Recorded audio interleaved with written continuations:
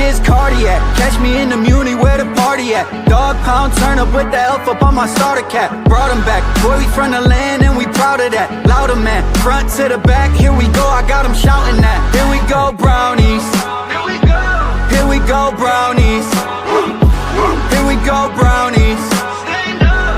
Here we go, brownies. Let's go. Game on the line, Joe Thomas, I promise. Jim Brown running through opponents, how I got this. I return like Josh Cripps. Paying for the mini, got the dog pound jumping. Here we go, brownies. Here we go. Here we go, brownies. Here we go, brownies. Stand up. Here we go, brownies. Let's go. Cleveland! This is for you! Welcome in, everybody, to another episode of the Here We Go Brownies podcast. I'm Allie Ellery, coming at you live from Pensacola, Florida. And joined with me, as always, out in beautiful Cleveland, Ohio, Dustin. Dustin, how's it going? Well, it's post-mortem being a Cleveland Browns fan, after a series ends and you had all these high expectations as Cavs fans, and then boom, the bottom drops out. But no, it is beautiful here in downtown Cleveland. It's almost 75, 76 degrees today. It's sunny, but in typical Cleveland weather, I took Bronco out for a little bit of walk about 20 minutes ago, and there's like one cloud over downtown, just pouring rain, and it's sunny everywhere else. I was like, that is Ohio weather to its finest right there. Like, yeah, it is. Thank you, everybody, for tuning in. We do have a little bit of Browns news to discuss tonight. Of course, we're going to go into what we know so far about the schedule release. It hasn't fully been released yet, so we don't know everything, but we'll tell you what we know so far. Probably by if you watch this by tomorrow, you'll already know. It drops as soon as our show ends. So as soon as we're done, go watch the release. Yeah. Stay tuned there.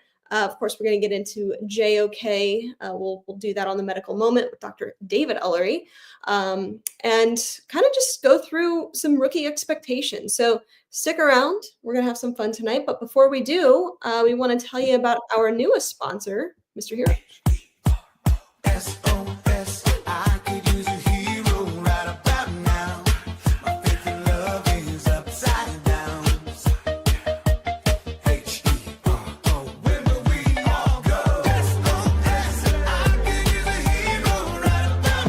Mr. Hero's turning 60. We're proud to have served your favorite cravings for 60 years in celebrating what we do best. Thanks, Ohio. I crave a hero.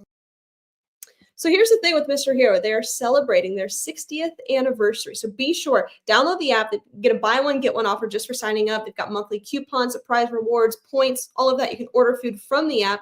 But also, I don't know if you knew this, that Mr. Hero, they're really big into giving back to the community, and also have some great deals for some family food or some, feed your family kind of thing. So be sure to check them out. They have family packs, any 4 sandwiches, 4 sidekicks, and your choice of a 2-liter. So be sure to check them out over at Mr. Hero. Yeah, and what we love about Mr. Heroes is we're giving away a family 4-pack to listeners every single week. And Nicole Blaha was a winner last week, so she won that family 4-pack. So we're excited that we actually can feed, after a long, stressful day, you don't want to go home and cook. No, Let Mr. Hero do it for you, and you go home, you go get a family 4-pack and head home. So. Yeah, it's really cool too. As I mentioned, they believe in giving back to the community. Almost all of their locations have counter donation boxes. So all the money collected goes to the local charities in Northeast Ohio. So it's really cool. So please be sure to support our friends over at Mr. Hero. All right, Dustin, what do you want to start with tonight? Well, let's start with the Cavs. That's it's very fresh. It's very raw. It is. It is a disappointment to go out in that fashion, to have such a historic season and then just get your ass kicked, for lack of a better word, by the Indiana Pacers. Yeah, and let's be honest. I'm not going to leave all of it on. I mean, we can get into the physicality of the team and stuff like that, but there's a little bit of string of bad luck here. And we can look just down the road to the Boston Celtics and what happened over there. Devastating injury.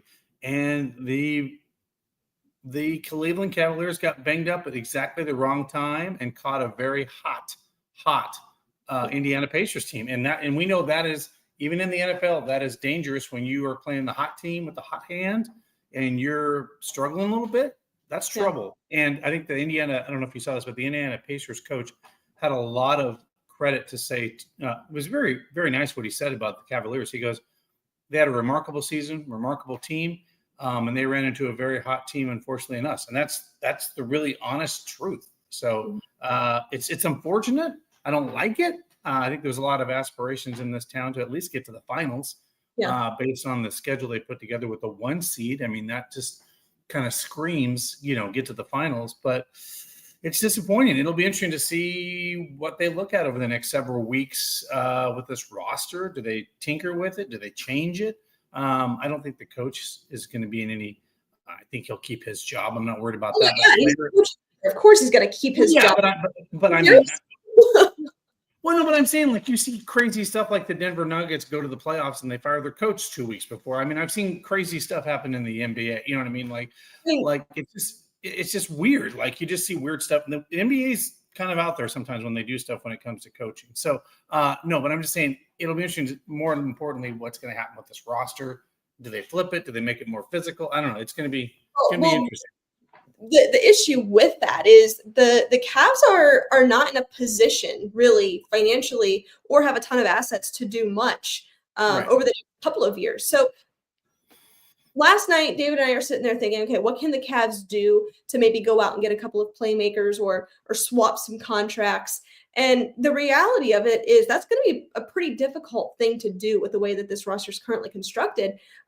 If I had to guess, I think a lot of what you saw this year for this Cavs team is what we will see next year. And I mean, look at what the Celtics have done. They had their core and it took them nearly 7 years to get it figured out for them to win a title. This is a young team. And you've got some veterans, obviously, but overall, an inexperienced playoff team. And as good of a season that they had, we all had higher hopes for them. But, I think that this loss should motivate them for this entire offseason and going into next season. I would expect that next year, this Cavs team will at least make it to the Eastern Conference Finals, at least. Yeah, and hopefully this chip on their shoulder carries over into next year. And, Donovan Mitchell brought up a good point, and this is before the playoffs began. He said, we can have 70 whatever wins, but we're going to be judged on what we do in the playoffs. The regular season means nothing. It's all about the playoffs. And, it was a pretty surreal moment for him. I don't know if you saw, he went back out on the court for several minutes, sat out there, kind of took it all in. And, he was pretty somber in that post-game press conference that he did. And it was very interesting. This team means a lot to him. He loves the city. I've met him personally. He came on Larry's bus. I mean, he really has embraced Cleveland and the culture, and he knows how much this hurts. I think he feels that as a fan, right? He's a player, but I think he feels that as a fan, and you can see that in the way he conducts himself and expresses himself to the media. Yeah, I think they are so many people in the media are like, hey, this Cavs team, they're a superstar away. They're not. This is the team. And I think that if this team stays together going into next year, they have what it takes. They had what it takes this year to win a title. They just didn't. I do think they need to get tougher, especially in the paint. You've got two big guys that, in my opinion, should be in foul trouble almost every game. They're not. A little soft. I think that they need to get tougher physically, tougher mentally. And I know that's what Kenny Atkinson said in his press conference and what every player is saying in their exit interview, saying we need to get tougher, we need to get stronger, we need to do this, that, the other. Saying it's one thing, doing it is another. I'm excited to see a tougher Cavs team come out next season. And I completely agree with this. We need a big, tough guy. That's the deal. Just we need a Draymond Green. We need a Draymond Green, and that's what we need. We need a guy like that can, be, every team has one, right? When you look at championship caliber teams in the NBA of the past, you had a Dennis Rodman, you had a Draymond Green. Every team had that little bit of dirty guy that, would start swinging some punches if he needed to. But what did it do? It got your team, it got them up, That's the tone too. Yeah. And that's not something that the Cavs had this year. And I agree. If we look back on most championship rosters, maybe not all of them, but most of them, they have a guy. Yeah. They got a guy. And that's what the Cavs need. And that guy is going to get that team fired up and get them out there to be like, you know what, you're not going to push us around tonight, damn it. And you know what, we're going to show that this is our house, and you're not going to come in here and push us around. And I think that's really what this team is missing going forward, is that just that kind of guy that can. And here's the truth: that guy may exist on the team. He just has to take that role and embrace it and go full circle with that. So yeah, most definitely. All right, let's get into some of the scheduling stuff. And here's the deal, guys. If you saw it, you know that this Browns team will be playing across the pond in London. So if you are interested in that, you need to take a look at our friends over at True Fan Travel. They are basically the ultimate sports road trip buddy, all about bringing you closer to the heart-pounding action of your favorite away games, whether you're cheering from the stands or soaking in the local vibes. They make sure every single trip is packed with those I was there moments. So grab your gear, make some memories together with True Fan Travel. And as I say, code Brownies, $100 off your deposit to London. $100 off. Are you going to London? You know where I'm at on this right now. I'm like 50. Well, I'm leaning towards going, but I love my boy State Broncos, and they put that right next to them, of course.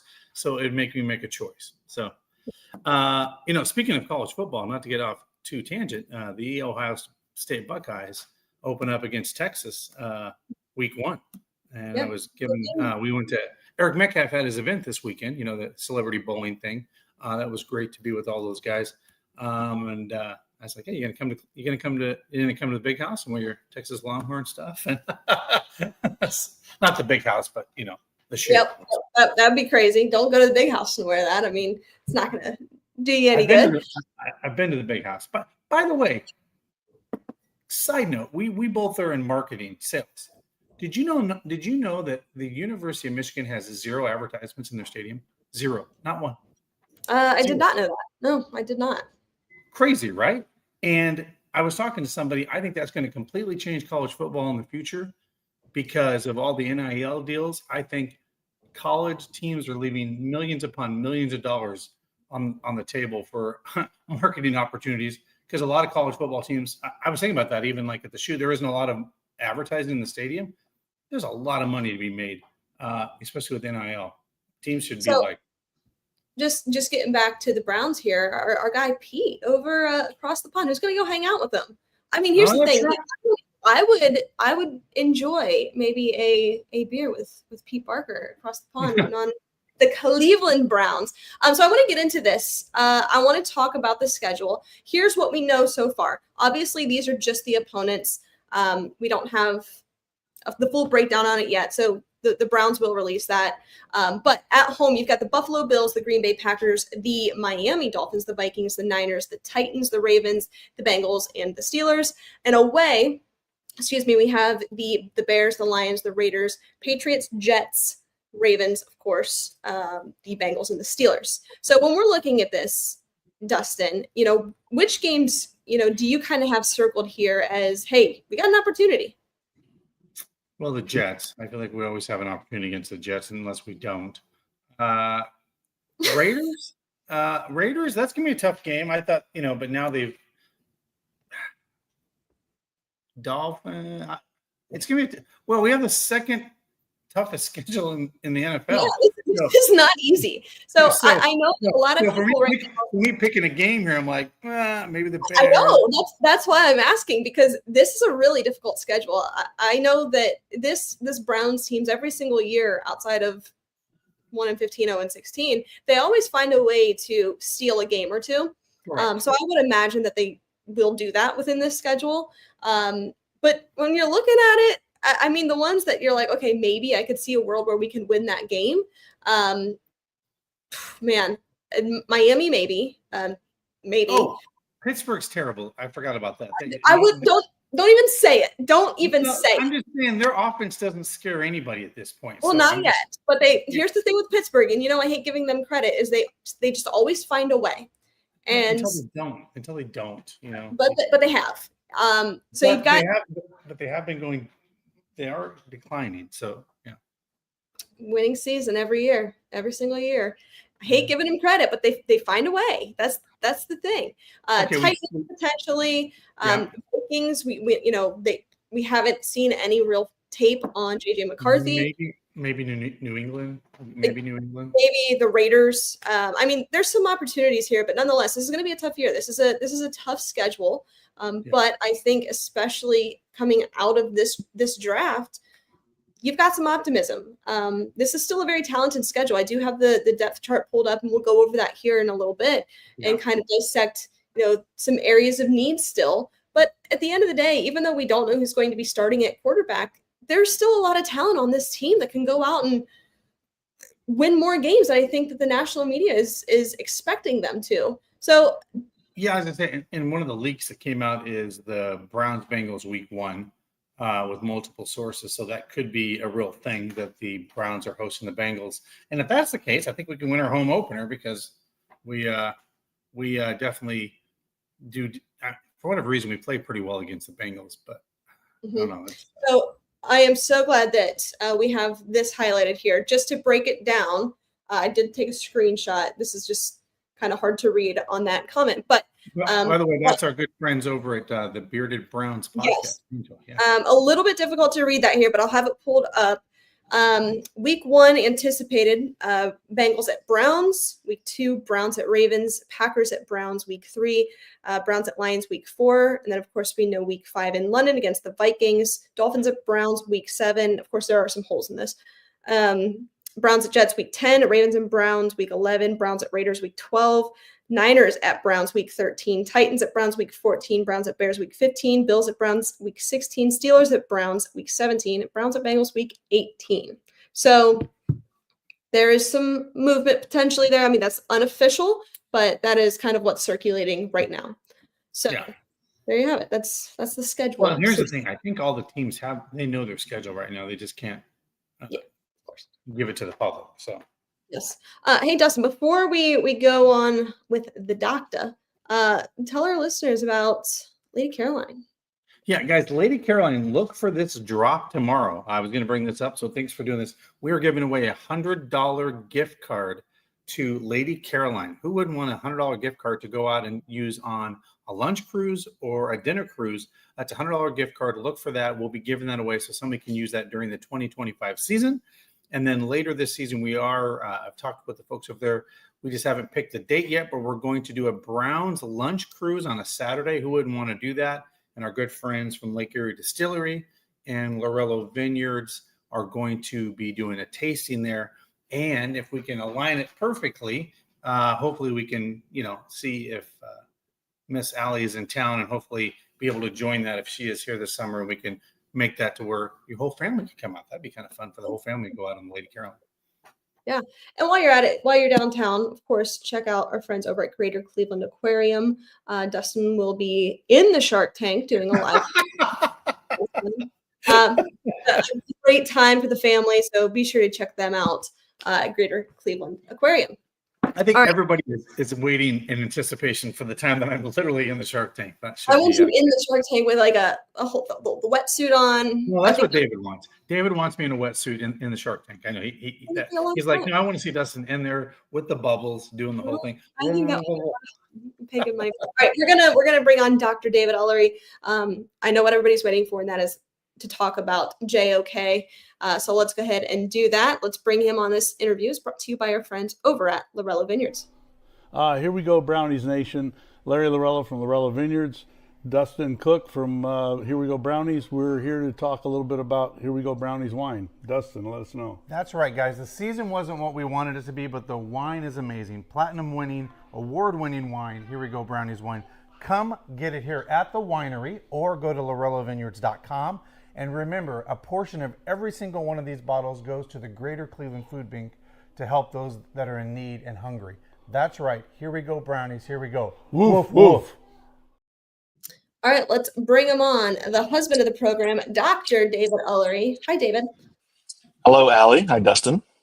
What's happening? David, how are you? I'm wonderful. How are you? How are you guys? I know how you are, Allie. How are you, Dustin?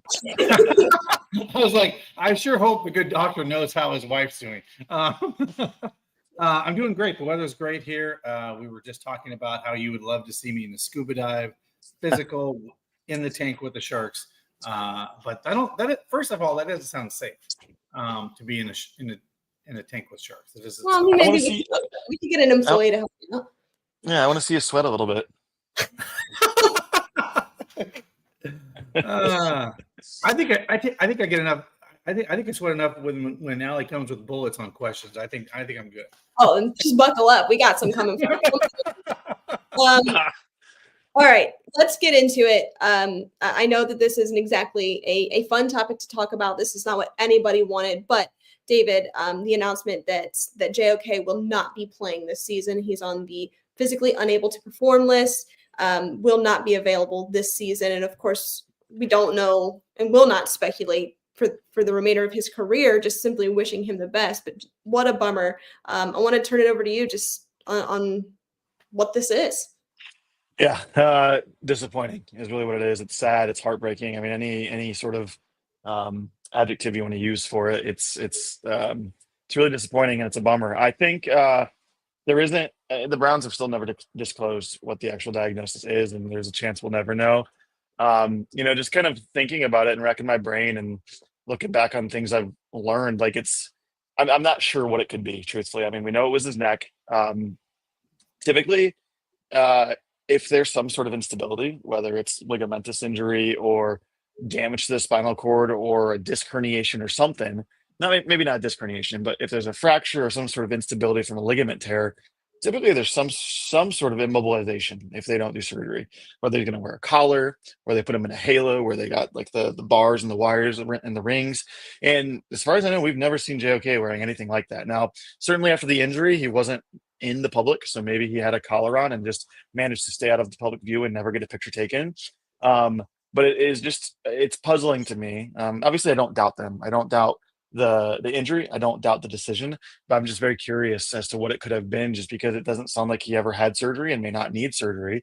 But he's done for the season, and they are, as you already kind of alluded to, Andrew Berry had said they are not making any speculation, any remark, any discussion towards his football future. And I think obviously that's quite reserved and not super, it doesn't necessarily bode well in terms of his return to play, but you never know. This may be out of extreme precaution.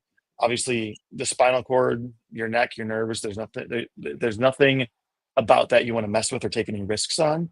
And so, of course, this is partly just out of an abundance of caution. And so we'll see kind of what happens and where he goes. I mean, we thought him showing up at practice and at camp was a good sign, hoping that maybe he might start working out. But clearly the decision was made pretty early on, too. I mean, it's only May that he is not going to suit up the season. And fortunately, he doesn't have any deficits that we know of. He's walking, he's talking, he's moving around.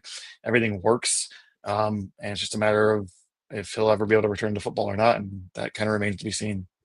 Well, if the unable to return to play, we know that. However, when we look at JOK, one of the best traits about him was always his leadership, his accountability, the fire in you could see in his play style, but also just the fire in his personality. I think just having him available within this organization will do tremendous things, especially for a fairly young and new linebacking room. Of course, you bring in Jerome Baker, you draft Carson Schweschinger, like some new guys in this room. On Cleveland Browns Daily, they sat down with linebackers coach Jason Tarver, and he was talking about how they were doing some things with the rookies. JOK got up and was doing some whiteboard sessions with them and just being kind of a mentor in that room. So just thankful that he's well enough to be part of the organization still. But man, it just sucks because what a fun player. What a good guy, fun player, enjoy to watch. Yeah. No, it's pretty awful. And for whatever reason, in the past decade, Notre Dame linebackers in the NFL have had a little bit of a string of bad luck here with injuries.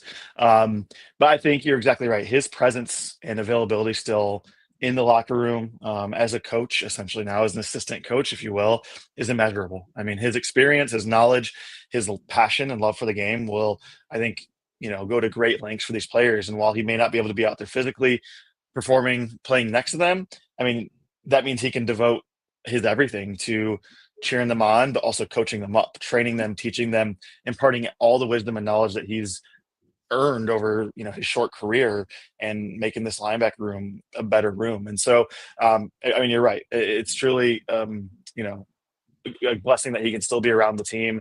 He's not going to take a roster spot from anybody at this point because of this. So it'll be nice to at least have him around to help develop those young guys. Yeah, as I say, Ali, we were at the draft when he was drafted, and we were excited how he fell into the Browns' lap. So, David, let me, and I know this is going to be pure speculation, but in your years of expertise or with your staff, right? You said there was no halo that we were aware of or anything, and he's walking around just fine and stuff like that. But they did pump the brakes very early and put him on the PUP list and say he's not going to be able to perform.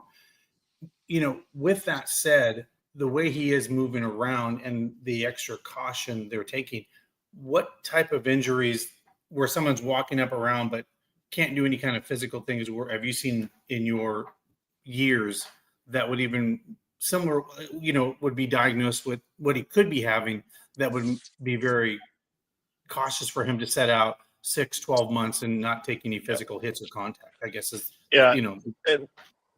I mean, it's a good question just because it is kind of, like I said, it's a little puzzling, a little head scratching. I think there's been no reports of like him having pain, him being in pain, it being an issue. He doesn't look like he's in pain when you see him talking or walking or moving. He doesn't have a limp, anything like that. So I'm not led to believe that it's like a disc herniation or a slipped disc where it's compressing the spinal cord, because that's usually painful. And if it's going to keep him out for the season, that's something that probably would have required surgery. You think of like Peyton, who had multiple surgeries on his back and neck, and he was still playing. So it doesn't sound like it's, because that's typically with Peyton. He had arthritis, he had degenerative disc disease and slips, and so that was just to stabilize the arthritis to reduce pain so he could still move and throw comfortably. For this, where it seems like he's not really in pain and not moving around a lot, I bet, or not having trouble moving around, it seems to be more like it's a stability problem, just in the sense that they are avoiding contact. I bet he's still probably able to work out. He's probably still able to, whether it's cardio or starting off with light weights, I bet he's still probably exercising. And they're just, the biggest thing is avoiding contact. And so to me, what I would anticipate is some sort of ligamentous injury that led to some evidence or some amount of possible instability. If there were frank instability where the vertebrae were literally shifting on each other, he would have gone to surgery immediately. I mean, there's no question about that, because that's life-threatening. And so because that didn't happen, my guess is that maybe just on one side, a ligament is partially torn, or on both sides, it's partially torn, but not completely torn. So my guess is they probably got MRIs. The MRIs showed a lot of signal or fluid within those ligaments, indicating that they are not healthy and they're not, the integrity of the ligaments is in jeopardy and in question. So like I said, at least in what little that we know, I think that can be a little source of hope maybe for the future. If this heals and he gets repeat MRIs showing intact ligaments that have healed, he may be presented the option, hey, this seems stable, seems like it's healed, do you want to try and play or not? But there's no guarantees. They could come with the caveat that, hey, we can't promise that these are healed and stable and are going to do what they need to do to protect your neck and spine during high velocity contact and impact. So while there may be a little glimmer of optimism, I think just on the other hand, there on the other side of the coin, like I just described, there's no way to fully guarantee or analyze that sort of ligament. It's not like a knee where I can grab your knee and test your ACL and be like, oh yeah, that's stable or it's not. I mean, you can't do that to a neck, because if it's not stable and you do that, you're going to paralyze someone. So it's so much harder to fully, truly diagnose and categorize and grade. And I think that's exactly why he's not playing this year. And, there's a chance he may never play again just because of the risk.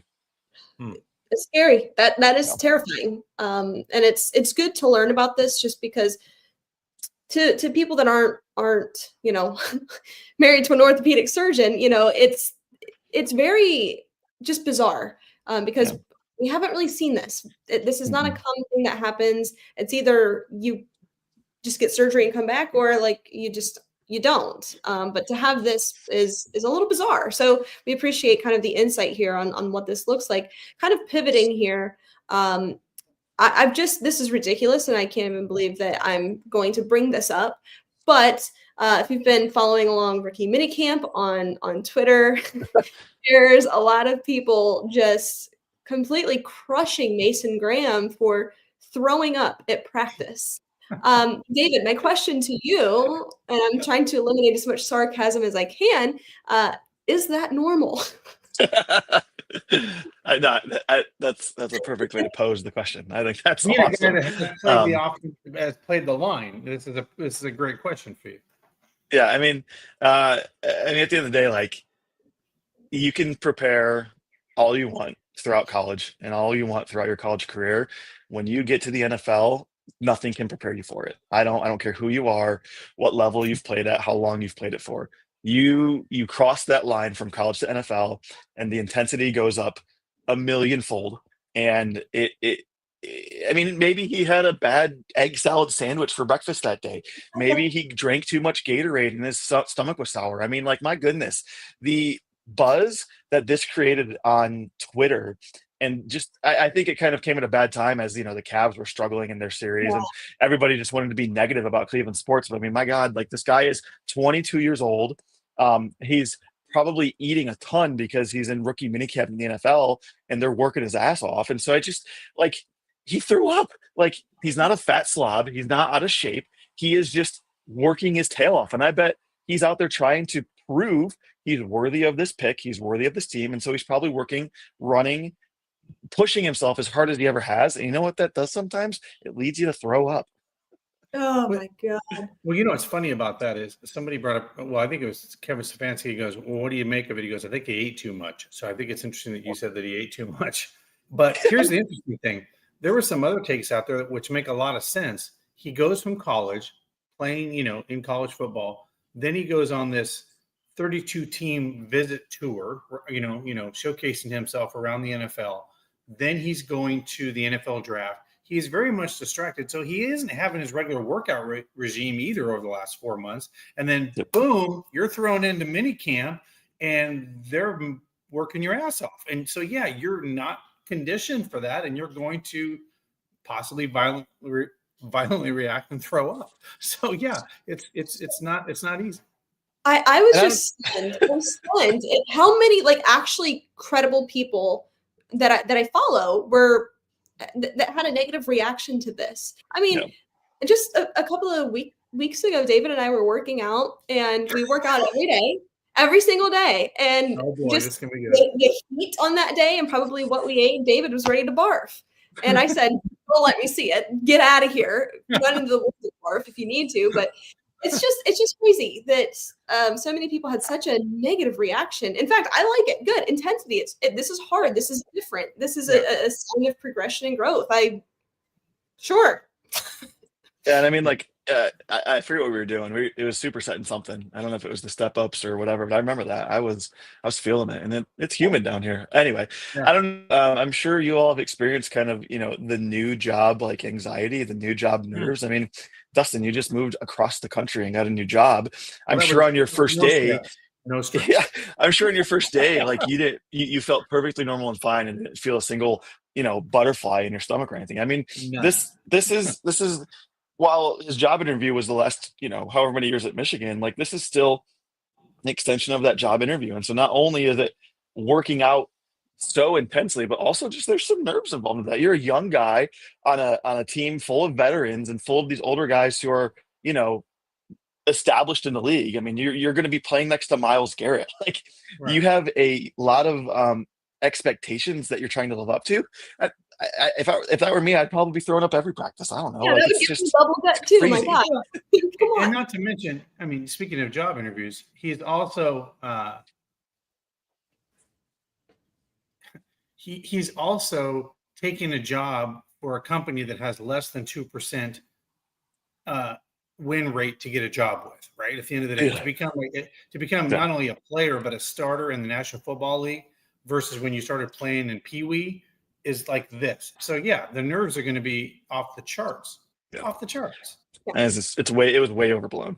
It's stupid. All right, David, what else do you have? Anything else medical related before we turn it over to some football stuff?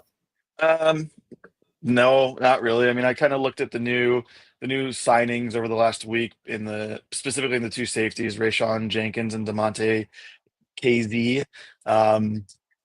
some vets in the league, some guys who've been around a while. Really not too injury plagued between the two of them. Jenkins has never missed more than 4 games in the season, and that was last year for a hand injury, so not something that's probably going to be lingering. He had an ankle fracture in 2021, so he missed 3 games for that. But it was week 15, so it's near the end of the season anyway. As for KZ, he's missed 1 game for an ankle sprain in 2024. He was suspended for 4 games in 2023 and an arm injury in 2022. And I mean, these guys have been in the league for a while. I think 8 years for both of them, if I'm not mistaken, 8 or 9 years. And so overall, kind of like with the other free agency signings and draft selections, some guys that seem to have some durability. And I mean, that's something that this team really needs after the last 2 seasons that we've had to deal with. So hopefully that can, kind of turn the tide and turn the luck in terms of what we have to endure and the team has to endure throughout the season. Yeah, no other news really. Okay. I want to tell you about our friends. Oops, sorry, David, just right over your head there. I want to tell you about our friends over at Stadium Mustard. Guys, if you don't have Stadium Mustard in your kitchen this season, you're doing it wrong. The iconic brand, the iconic taste, blood from ballparks to backyards and everywhere in between. Stadium Mustard is a smooth brown mustard rich in both taste and tradition. By the way, loved by millions. So be sure to head on over to stadiummustard.com to shop now.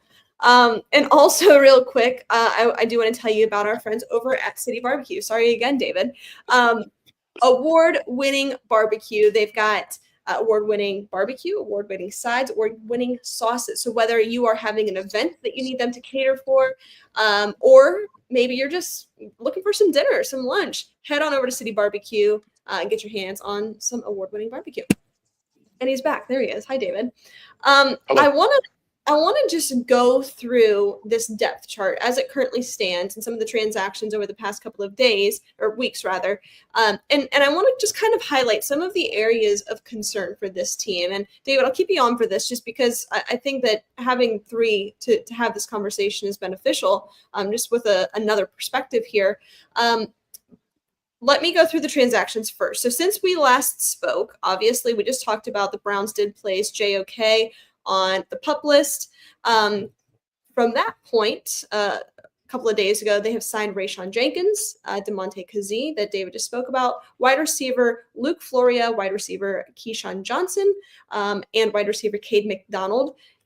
They also waived safety Trey Dean, defensive end Marcus Haynes, wide receiver Jasim Reed, and the fullback Eli Wilson. So making some moves. I think that we'll continue to see transactions over the next few weeks as we get into OTAs, training camps, all of that good stuff. So that's normal. But I do want to just get into the depth chart. Now, this is the most up-to-date version of this depth chart. Obviously, it's kind of a projection. And it only goes 4 deep. So you will see here. I'm just going to kind of read it because you know what? No, let me go ahead and see if I can present my screen here. See if that looks good. Stand by, everybody. As I said, we have that new box that we can use in the future. You can throw something. Yeah. Up All right. Yeah. Can we see this? Oh, yeah. We look at this? All right. So I know it's a little bit different, but I'll try to zoom in. How's that? So this is, like I said, this is only 4 deep. So this does have Deshaun Watson listed as the starting quarterback. We almost all know and don't expect that to be the case, but that's the way it's listed right now on ESPN. And this is where this is at, ESPN.com. So looking at the quarterback room, you've got Deshaun Watson, Joe Flacco, Kenny Pickett, Dylan Gabriel, and of course we know that Shedeur Sanders will also be on this list. Just to have 5 quarterbacks on this roster, I am so curious to see how this team goes about that going forward. Running back, Jerome Ford, Quinshon Judkins, Dylan Sampson, Pierre Strong. Any concern with that, guys? I'll turn it over to you. I want to get your perspective on the running back room. Are you surprised that they haven't done anything else, or are you comfortable with what this currently looks like going into the season? I'll start. I mean, other than I know it's the depth chart now, I could see Judkins being the number 1 when it's week 1. Obviously, with the depth chart based on training camp and games. I would like Nick Chubb back just because of the versatility, just because of what he can bring to the team from a leadership standpoint and just the reps he's had with this offensive unit at the end of the day, right? There's no on-the-job training for this guy. Judkins and the other guys are rookies, rookies make mistakes. That's the truth, because they're rookies. They're learning. So, yeah, I have a little bit of concern with this depth chart a little bit on the running back. So that would be my biggest concern, because I think at this point, Judkins will probably win the starting job. Yeah, I agree. David, what do you think? I was just gonna say, I think we all agree. It would be great if we saw Nick Chubb's name on there. I don't. Otherwise, though, no, I don't have a ton of concerns. I mean, certainly, 2 and 3 are rookies. I mean, we don't know really how that's going to shake out come September. But I'm with you. I think Quinshawn at some point take over that starting role, that running back one role. It may not be for week one. They may just kind of give the nod to Jerome Ford just because he's a little bit of a veteran now and he's been with the team for a while. But I think Quinshawn has the talent and skill to get to that point, and he will at some point early in the season too. I think there is at least some good depth there. We know Jerome Ford can at least handle the carries, handle the workload. And you've got Dylan Sampson in there, who was no slouch of running back in college. So I'm not super concerned about it. I think that they've got some good options and weapons there. And I think we all just kind of hope for a miracle with Chubb coming back otherwise. SEC Offensive Player of the Year in Dylan Sampson. So, I mean, you've got some dudes here. You really do. I certainly feel more comfortable going into this season now post-draft than I did before the draft, just because you had Jerome Ford and Pierre Strong, and that was it. I agree with both of you. Love to see Nick Chubb back on this roster. But if the season started tomorrow, I feel okay about the running back situation. Now, receiver, this is where it gets really interesting. So just going down the list here, Jerry Jeudy, Cedric Tillman, Deontay Johnson are listed as the first within their position group here. And then just going across here, David Bell, DeAndre Carter, Keyshawn Johnson, Jamari Thrash, Caden Davis, Cade McDonald, Michael Woods, Gage Lavardian, and Luke Floria. I'll kick this one off with wide receiver. I am concerned about this position. I would have liked to have seen them do something in the draft. I think that there was some players available at some of the areas in which they were picking.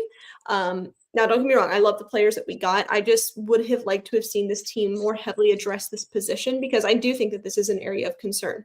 I mean, the biggest question is who's throwing them the football, right? We know kind of collectively as fans that is true. But this receiver situation does scare me a little bit, just because, of course, we feel very confidently about Jerry Jeudy. We like what we have in Cedric Tillman so far, and with some upside with some of these younger guys. But I am a little bit concerned. David, what do you think? Yeah, I mean, immediately looking at it, that's one of the position groups that jumps off the page to me. Unfortunately, I just there is not a ton of veteran leadership in this room, at least at the top of the depth chart. I mean, some could argue that Deontay Johnson coming into his 6th year could be a bit of a veteran, but I mean, like that he played on 3 different teams last year. He kind of had a little bit of a turning point in his career. I mean, obviously DeAndre Carter, he's 32 years old. He's been around a while, but he's currently listed at the 3rd wide receiver one behind Jerry Jeudy. I mean, Jerry Jeudy was drafted after 2020. Cedric Tillman was drafted in 2023. Deontay Johnson, 2019. Jamari Thrash, all these guys are really young. And if there's anything we know about locker rooms and especially in the offense, like you have to have veteran leadership and veteran accountability, and not just at a single position. I know there's Joe Flacco. I know that there's, some linemen that are definitely been around a while and can step up and be leaders, but wide receiver is such an important position for the offense and to be able to function as a team in the NFL. And I really think that they need to find someone like a 2nd or 3rd contract guy who is still producing at a high level. And I think I'm right there with you. This is a concern. David Njoku can kind of fill that role to some degree, grouping him into the pass catchers, but they still don't have that true like wide receiver one that's going to be the leader of that room and carry the workload for this team. Yeah. Dustin. Yeah, you're right. I mean, there's some glaring stuff there. And, this is going to go back to Stefanski's offense. We're going to see more 2 tight end sets because of this deficiency at the wide receiver position and why we were so high on the tight end out of Bowling Green. What's interesting enough is I feel like the Browns aren't done here at this position.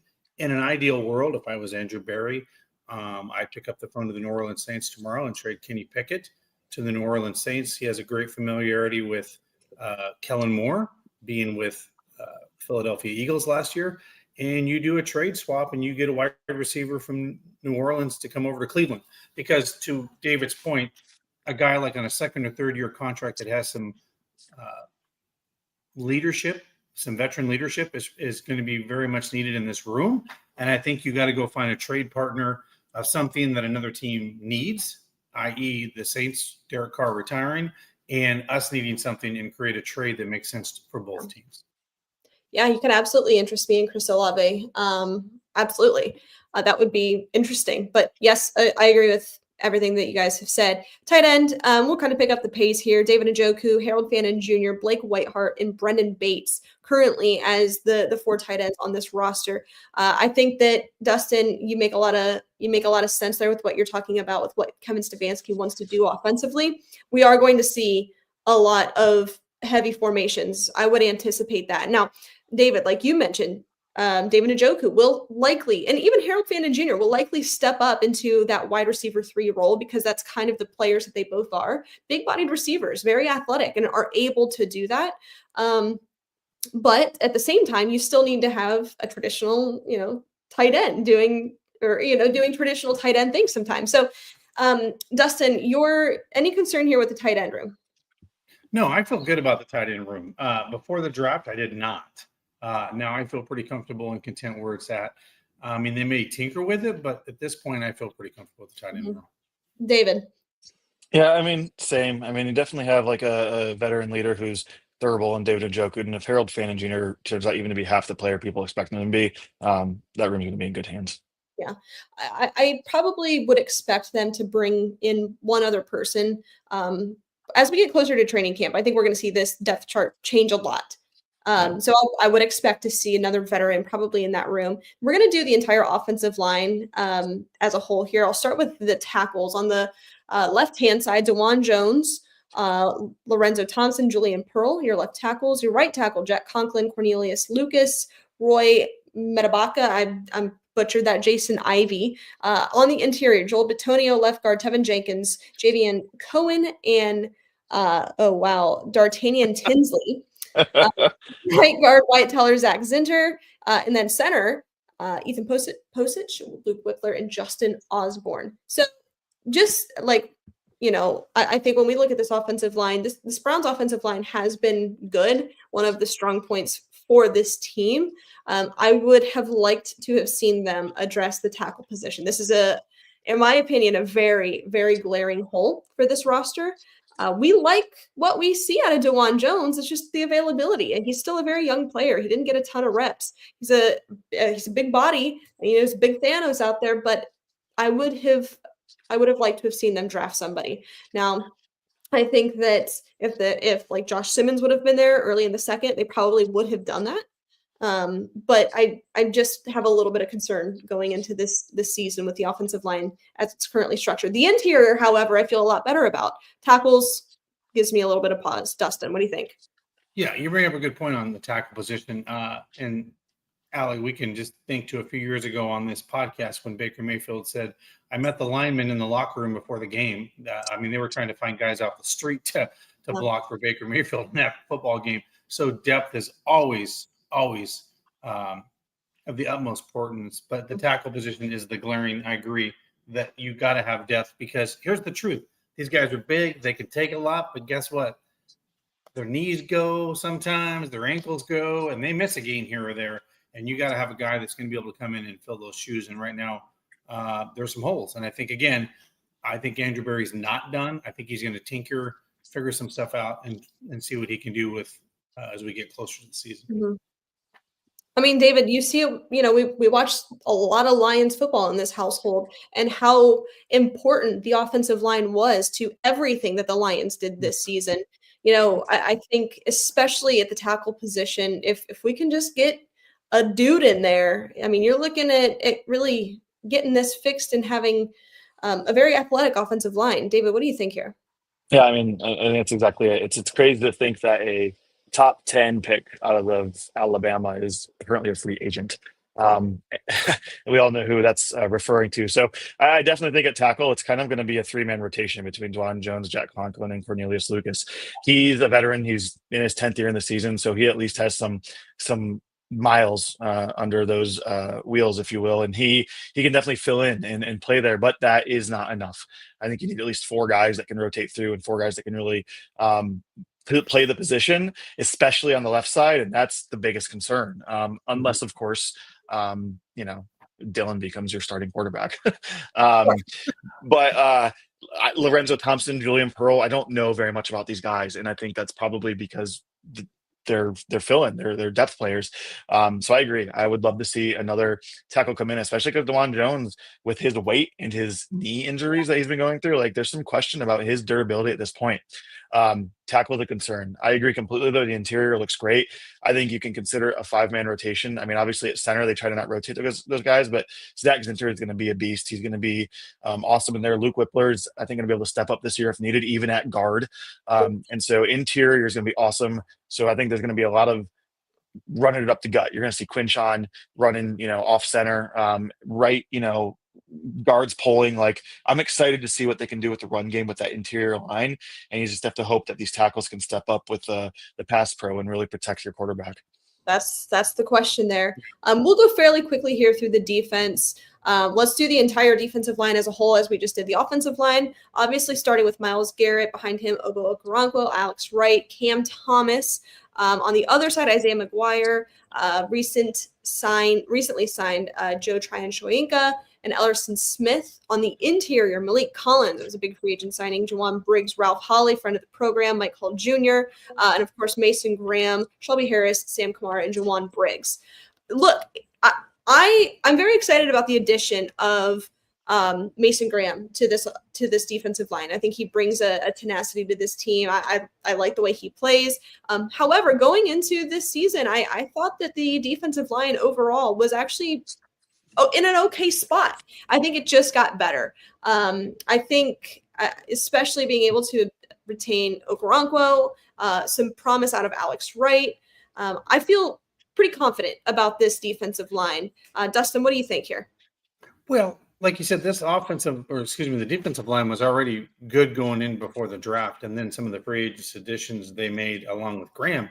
This has the possibility to be a real nasty front that can impose their will on opponents, and we're going to need that this year as this offense grows and becomes a better offense, and was anemic last year. So I am excited to see what this front defensive unit can do, because I think they could wreak havoc with teams. I'm excited to see what they do against Joe Burrow and some of these other teams. I'm excited to see these quarterbacks running around scared as hell because with Graham next to Miles now, you're going to have to pick your poison on some of these things, and there's going to be a guy free and going after the quarterback. So, there's going to be some fun stuff to watch. David. Yeah, I kind of feel like like I do about the offensive line. I think interior is going to be pretty solid, pretty stacked. I think on the outside, obviously, it's Miles. One side is locked down for sure, but there's going to be some rotations on the other side between McGuire, the new acquisition, Tryon-Shoyinka, and then Ogbo. I mean, Joe from Tampa Bay, he's averaging like 4 sacks a season over his first 4 years in the league, and so I think he can take a step up and really be a big piece opposite from Myles Garrett. And I think there's some depth here that they're going to be able to rely on and rotate through and really continue their ability to stop the run and get some good pressure on the quarterback. Yeah. All right. So here's my other huge area of need, and that is the linebacking room, especially now that JOK is out for the season. Starting with Devin Bush. Then you've got Easton Arnold, Jordan Hicks, which was a nice signing, Jerome Baker, Carson Schwessinger, Muma Diabate, Julian Okwara, Nathaniel Watson. This is another room. I've never thought that this linebacking group, really under this regime, has been good enough, especially, stopping the run last year. That was just not great. I'm a little bit concerned, but I'm also optimistic. There's some talent in this room. It kind of really depends on what the front four are really able to do. If they're productive, I would anticipate you're going to see linebackers that are productive. David. Yeah, I agree. It all starts up front so that these linebackers can be freed up and not getting hit at the second level from the offensive line coming after them. I think As long as Carson kind of pans out to be the player we expect him to be, the starting linebackers I'm pretty excited about. Devin Bush and Jordan Hicks are both good players. Jordan Hicks has been a pretty good piece, just kind of stable, makes a lot of tackles. But yeah, behind that, I'm a little nervous. Okora has been in the league for 5 years and has a total of 45 tackles over those 5 seasons. So depth is a question, but Jerome Baker was a really nice acquisition too, and can be a good depth player. So as long as Carson can really step up and play a big role, at least at the starting positions, I like what we see. But yeah, there's concern with depth for sure. Yeah, Dustin. Yeah, for me, you're spot on. Depth is going to be the biggest concern of this position. If Carson can become the player that we all think he can be, and maybe even more, then the linebacking room will finally be pretty good, right? And we'll feel comfortable about it. I think it's interesting that Allie says that the linebacker, I can think for the last 4+ years of this show, Allie has not been happy with the linebacking position at all with this team. And she was like, give me a linebacker, give me a linebacker. But losing a true leader in JOK is going to sting.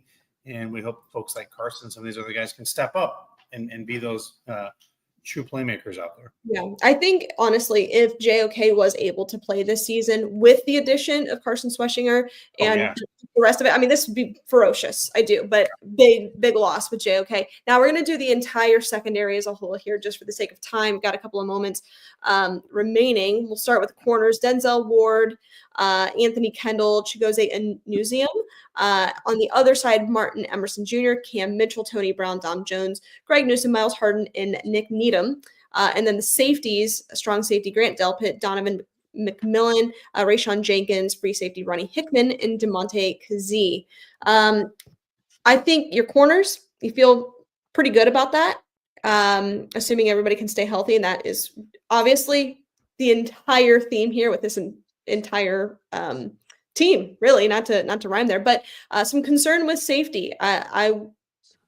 I wouldn't be surprised if they make a move here. It's a little thin with the safeties, but you got some dudes. Dustin, your thoughts on this secondary? Yeah, safety's a little thin, but I will say with cornerbacks, I would have liked to see the Browns taken one, got another guy in there, because you can't have enough safeties in the National Football League. So, and you're right, you go down a couple guys and all of a sudden you look like you're exposed on that side of the ball. So for me, the cornerback room is a little bit of concern. I just feel like we could use an extra guy in that rotation. Well, you can never have too many corners, David, what do you think on this secondary?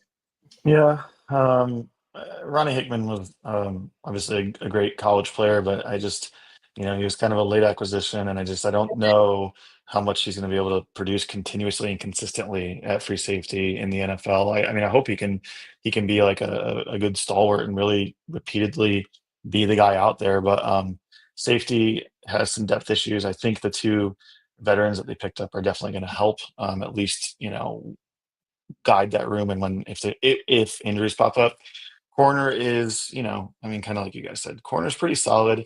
I know we have, some concern with some of the play from Greg Newsom, but at the end of the day, like, he still produces and he's still like a veteran back there. And if they, I'm just repeating what you guys are saying, if they can stay healthy, it'll be productive. But yeah, I think safety is obviously the area of concern here too. And then just really quickly going through here, as it stands currently, Dustin Hopkins is the starting kicker. Andre Zmit, Corey Bajorquez, your punter. DeAndre Carter listed as the punt returner, kick returner.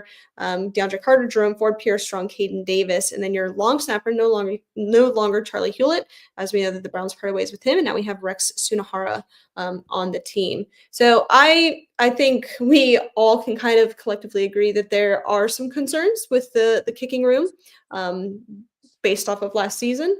Expecting the Browns to probably bring in some competition. Wouldn't be surprised to see that. But, with everything as it pertains to this roster, health is the important factor here. That's, we can't predict injuries. We're not even going to try to do that. But, some of these groups are a little bit thin. I would expect this depth chart to be kind of ever evolving as we go into training camp. Dustin, I'm going to turn it over to you real quick, if you don't mind telling our listeners about Lake Erie Distillery. Yeah, guys, Lake Erie Distillery. If you haven't checked them out, go check them out at your local liquor stores. You can pick it up, or your local watering holes. But if you'd like to go out and have a fun evening out in Willoughby, Ohio, they have an amazing tasting room there.